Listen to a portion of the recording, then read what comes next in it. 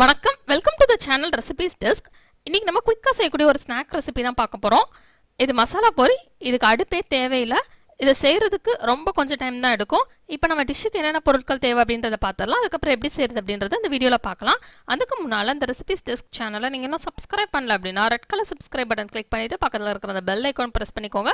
அப்போ தான் நான் இனிமேல் போடுற வீடியோஸ் எல்லாமே உங்களுக்கு உடனுக்குடன் கிடைக்கும். அதேமாதிரி மிஸ் பண்ணாமல் பார்க்க முடியும். இப்போ நம்ம டிஷ்ஷுக்கு என்னென்ன பொருட்கள் தேவை அப்படின்றத ஃபஸ்ட் பார்த்துடலாம்.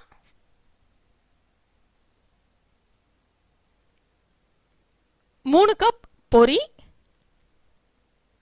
ஒரு பெரிய தக்காளி சின்ன சின்ன துண்டாக கட் பண்ணி வச்சுக்கலாம். கொஞ்சம் மல்லி இலை சின்னதாக நறுக்கி வச்சுக்கலாம். 1 டேபிள் ஸ்பூன் வத்தல் தூள், பெரிய வெங்காயம் 1 அது சின்ன சின்னதாக நறுக்கி வச்சுக்கலாம். 3 டேபிள் ஸ்பூன் நிலக்கடலை, மாங்காய் 1/4 கப்புக்கு நறுக்கி வச்சுக்கலாம். கேரட் 2 சின்ன கேரட்டை துருவி எடுத்து வச்சுக்கலாம். ஃபஸ்ட்டு நம்ம பொரியை ஒரு பெரிய கடாயில் எடுத்துக்கலாம். மிக்ஸ் பண்ணுறதுக்கு ஈஸியாக இருக்கிற மாதிரி பெரிய பாத்திரத்தில் எடுத்துக்கோங்க. அதுக்கப்புறம் அதில் சின்ன சின்ன துண்டாக நறுக்கி வச்சுருக்கிற வெங்காயம் சேர்த்துடலாம்.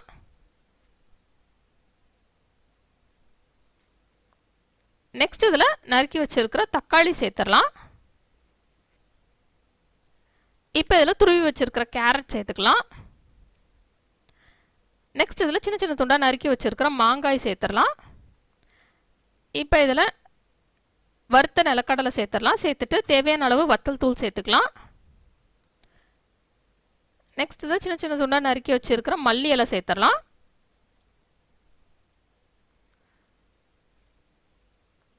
இப்போ இதில் கொஞ்சமாக உப்பு சேர்த்துடலாம். பொரியில் ஆல்ரெடி உப்பு இருக்கிறதுனால மீதம் உள்ள இன்க்ரீடியன்ஸ்க்கு நம்ம கொஞ்சமாக உப்பு சேர்த்துக்கலாம். இதில் நான் மாங்காய் சேர்த்துருக்கிறதுனால லெமன் ஜூஸ் சேர்க்கல. உங்களுக்கு தேவைன்னா நீங்கள் கொஞ்சமாக லெமன் ஜூஸும் சேர்த்துக்கலாம். மாங்காயில் இருக்கிற புளிப்பே கரெக்டாக இருக்கும். தேவைப்பட்டால் நீங்கள் லெமன் ஜூஸும் சேர்த்துக்கலாம். இப்போ இது எல்லாத்தையுமே நல்லா மிக்ஸ் பண்ணி விட்டுலாம்.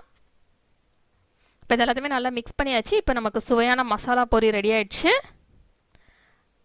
இது இன்ஸ்டண்ட்டாக செய்யக்கூடிய ஒரு ஸ்நாக் ரெசிபி. அடுப்பே இல்லாமல் குயிக்காக நீங்கள் இந்த ஸ்நாக்கை செய்யலாம். அதனால் கண்டிப்பாக நீங்கள் இந்த ரெசிபி ட்ரை பண்ணி பாருங்கள். இந்த ரெசிபி உங்களுக்கு பிடிச்சிருந்தா லைக் பட்டன் கிளிக் பண்ணுங்கள். உங்கள் ஃப்ரெண்ட்ஸோட இந்த ரெசிபியை ஷேர் பண்ணுங்கள்.